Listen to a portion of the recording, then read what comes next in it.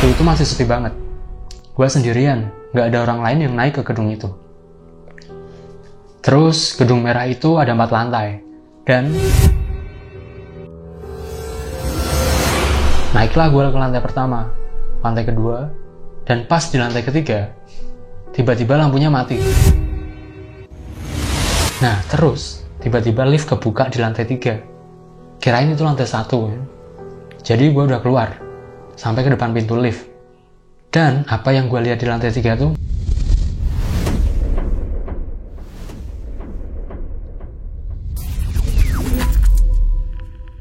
Selamat malam, selamat datang kembali di Lembah Hitam. Di sini kita akan bawain cerita-cerita horor yang gak lucu dan cerita lucu yang gak horor. Nah, sebelumnya saya ucapkan terima kasih banyak buat kalian yang udah mengklik video ini.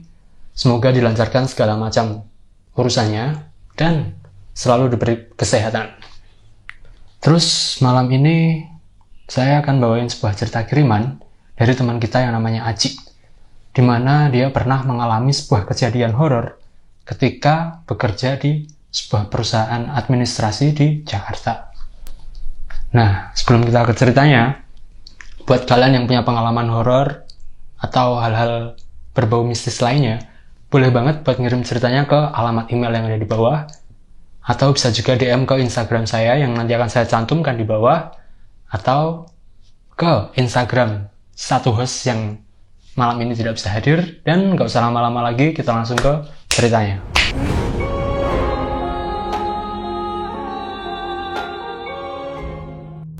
Shift malam kantor ADM. Jadi ceritanya pas gue awal-awal masuk, sebelumnya ya, ini soalnya saya ngikutin tulisan yang dikirim sama narasumber, jadi sementara kita pakai bahasa gue. Nah, jadi ceritanya pas gue awal-awal masuk kerja di PT ADM, waktu itu masih OJT atau masih training, belum masuk pos, jadi masih agak bebas. Nah, karena masih bebas, jadi sering disuruh-suruh sama yang lebih senior buat ngambil ini itu. Nah, gue masih ingat, hari itu hari Rabu, kebetulan gue shift malam, jadi malam Kamis. Ketika itu gue disuruh ngambil nasi, dan ketika itu ngambil nasi masih di gedung merah. Jam istirahat itu jam 00.00 tepat. Dan gue disuruh ambil nasi jam 23.40. Waktu itu masih sepi banget. Gue sendirian, gak ada orang lain yang naik ke gedung itu. Terus gedung merah itu ada 4 lantai. Dan ngambil nasi itu tempatnya ada di lantai 4 paling atas. Terus di lantai 2 dan 3, kalau malam gak ada orang sama sekali. Soalnya itu tempat buat atasan-atasan dan isi tempatnya itu komputer-komputer ya, kayak perkantoran pada umumnya. Nah, akses ke atas itu ada 2, bisa pakai lift atau naik tangga. Kembali ke ceritanya, gue kan sendirian. Nah, waktu itu gue pilih buat naik tangga. Waktu itu sepi banget, karena memang jam segitu belum banyak yang ngambil nasi. Dan ketika gue lewat tangga, harusnya di setiap lantai itu ada lampunya. Ya lampu panjang gitulah. Nah, lantai pertama itu lampunya mati. Lantai 2, 3, 4 itu nyala. Udah gue pastiin soalnya. Gue lihat ke atas. Nah, jadi si pencerita ini berada di luar gedung, dia masihin semua lampu di tiap lantai di gedung itu ya. Udah, naiklah gue ke lantai pertama, lantai kedua, dan pas di lantai ketiga, tiba-tiba lampunya mati. Di situ, walaupun deg-degan, gue masih mikir positif. Dan langsung aja gue naik ke lantai atas. Singkat cerita, gue udah di atas. Nyantai dulu kan, sambil bawa kardus isi nasi. Gue nanya tuh sama orang kedua yang naik tangga, "Mas, lantai 3 lampunya mati tadi?" Dia jawab, "Enggak mas." Tanya lagi lah gue, "Itu lampunya otomatis mati? Itu lampunya otomatis mati hidup nggak mas?" Dia jawab lagi, "Enggak, kan cetekan tombolnya ada di situ." Terus singkat cerita gue turun. Untungnya gue nggak sendirian. Dan gue cek, emang bener cetekan tombolnya ada di situ, bukan otomatis. Dan pas gue turun, lampunya nyala. Pas udah di pos, sambil makan gue cerita tuh sama Pak Taufik atau Pak Ustadz. Nah, tanggapan dia, "Ah, kamu mah mistis aja. halusinasi doang, katanya gitu.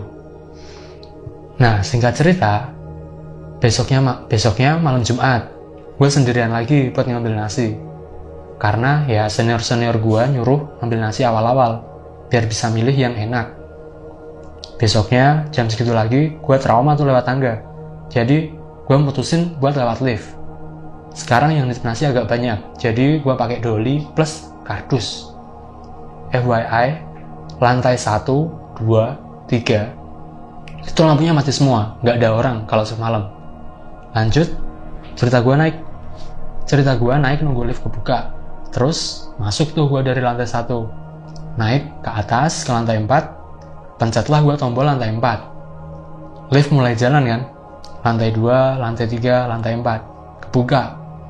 Nah, keluarlah gue sambil narik doli menuju ke catering. Saat itu, lagi-lagi gue jadi orang pertama yang naik. Sampai dikatain orang catering, takut amat kebagian yang gak enak mas.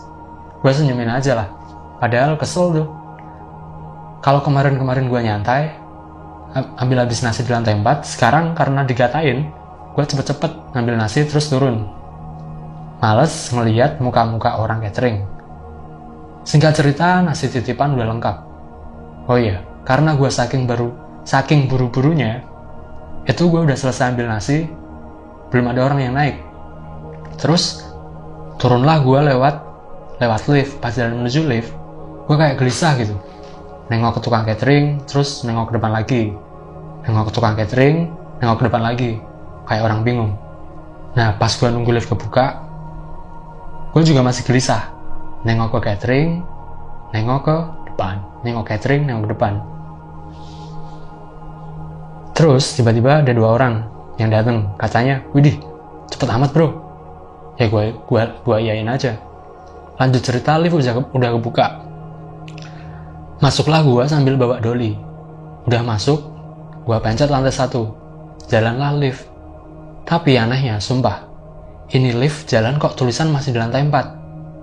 Dan tahu kan, kalau lift kebuka itu harus ada yang mencet tombol dari dalam atau dari luar. Nah, terus tiba-tiba lift kebuka di lantai 3. Kirain itu lantai 1 kan. Jadi gue udah keluar sampai ke depan pintu lift. Dan apa yang gue lihat di lantai 3 tuh gak ada orang sama sekali. Gelap, isinya cuma komputer-komputer yang berjejer. Dan gue stuck sekitar 1 menit. Gue masuk tuh ke lift. Oh, kalau bertanya, liftnya kok gak ketutup? Nah, itu untungnya doli gue persis di tengah-tengah pintu. Jadi liftnya gak ketutup. Lanjut cerita, masuk tuh gue dan pencet lantai 1. Terus ya, sumpah 1 menit lebih itu pintu gak ketutup. Sampai badan gue lemes. Udah 1 menit lebih, ketutup lah. Dan gue yakin, gue pencet lantai 1. Pas di lantai 2, kebuka lagi. Lanjut, ceritanya kebuka nih. Dan lagi-lagi gue gak nyadar, gak lihat tulisan lantai berapanya. Tapi kali ini, gue gak sampai keluar. Tapi, gue lihat nongol depan pintu lift di lantai 2 itu gelap. Nggak ada penerangan sama sekali. Cuman cahaya dari luar masuk lewat kaca-kaca. Tetap sama ruangannya kayak lantai 3. Isinya cuma meja-meja komputer. Ini nggak tahu ya suara dari mana. Tapi gue denger kayak tumbler atau botol jatuh di meja-meja komputer para bos. Nah, di situ gue merinding, lemes. Tapi pikiran gue saat itu masih positif. Mungkin dari lantai 1. Kan tempatnya pengecekan audit. Buru-burulah gue pencet lantai 1. Sambil baca ayat kursi sebisa gue. Sambil nunggu pintu lift ketutup lagi, ketika baca ayat kursi ada yang batuk. Suaranya kayak orang tua, tapi di pinggir kuping kanan gue. Suaranya pelan, cewek kayaknya. Langsung bacaan ayat kursi gue tadinya di dalam hati, sekarang gue kencengin. Badan mah udah merinding dan lemes di situ. Lanjut, ketutuplah tuh pintu. Alhamdulillah, lift sampai lantai 1. Terus ada orang di depan pintu lift. Orang itu langsung ngomong, "Mas, liftnya bener nggak? Kok lama banget? Hampir 10 menitan saya nungguin." Karena gue habis ada kejadian itu ya gue ngomong, "Bener." Udah males ngomong sih. Lanjut, gue masuk dalam pabrik, pikiran gue udah amburadul. Kerja banyak ngelamun, mikirin kejadian barusan. Istirahat jam 2, ya gue cerita ke Pak Taufik, Pak Ustadz, dan Pak Pujo. Mereka kayak ngerasa bersalah gitu. Singkat cerita, pulanglah gue, nyampe kosan jam 6 pagi kalau nggak salah, dan langsung siap-siap tidur. Tidurlah gue, jam 7 pagi, baru 1 jam tidur, kebangun gara-gara gue denger suara di kuping kanan, kayak suara cewek. Tapi bukan ngomong, cuma suara orang lagi bernafas yang ngos-ngosan, kayak asma.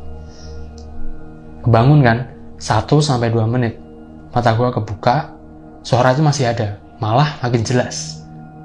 Dan setelah suara itu menghilang, di kamar mandi terdengar suara ember yang jatuh. Padahal ember itu masih penuh berisi air. Dan kondisi kamar mandi nggak ada ventilasi, jadi satu-satunya jalan keluar masuk ya dari pintu kamar mandi itu. Nah, dari situ keluarlah gue dari kamar. Di depan kamar ada beberapa orang tetangga kos. Salah satu di antara mereka adalah seorang yang peka terhadap hal-hal gaib. Terus dia tanya, "Kok belum tidur, Mas?" Gue jawab, "Udah, Mas, tapi 1 jam doang." Terus gue ceritain lah kejadian di kamar mandi. Nah, orang ini cuma tersenyum, dan gue lanjut ceritain kejadian di kantor semalam. Lalu dia bilang, "Iya, Mas, emang ada cewek yang ngikutin. Ya, Masnya berdoa aja. Nanti kalau saya ceritain lebih, malah tambah takut." Nah, dari situ, seorang temannya lagi nimpalin cerita. Jadi, di kamarnya juga pernah kejadian. Kardus di atas lemari tiba-tiba jatuh tanpa ada sebabnya. Dari situ, ya gue tambah takut. Tapi ya mau gimana lagi. Sekian.